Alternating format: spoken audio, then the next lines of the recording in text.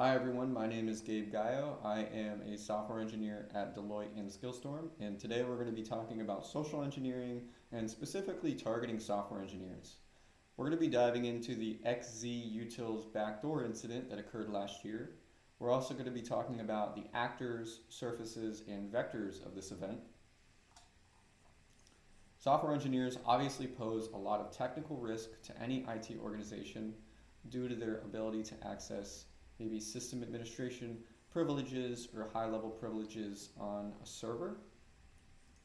They may have access to read and write databases or APIs that hold private information that a threat actor could exploit, as well as monitoring or debugging tools that a threat actor could exploit to learn more about the information or surfaces, as well as vectors inside the system.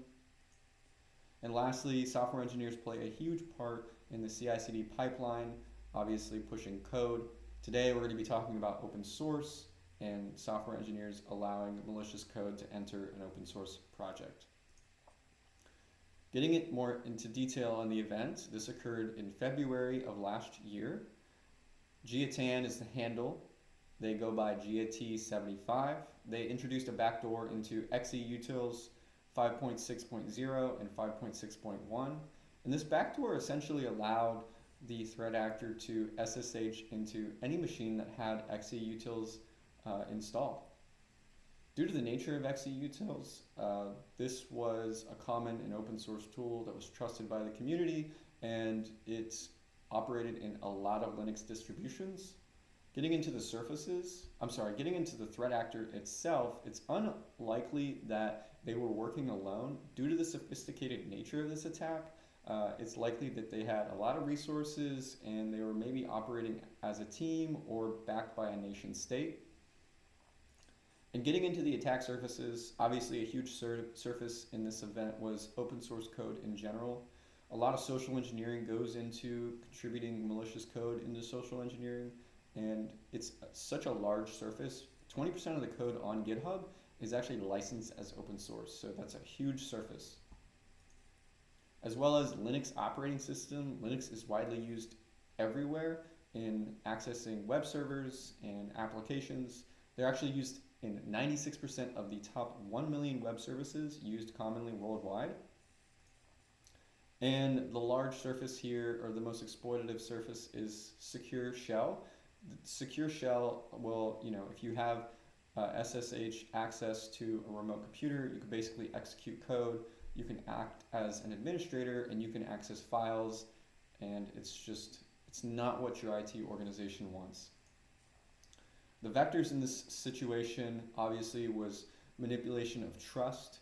They were able to commit malicious code.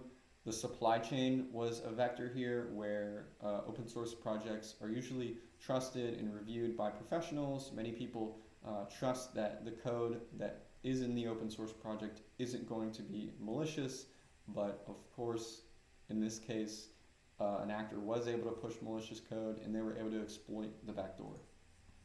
Some preventative natures in this event could have been mandatory code reviews, having guidelines in place to ensure that code being pushed wasn't malicious, verifying the background of Giatan, or maybe looking into their reputation as a developer. This attack occurred over the course of 2 to 3 years to build trust with the developer, and something that could have helped was rotating responsibilities. There was a lot of pressure on the developer, and Giatan came in.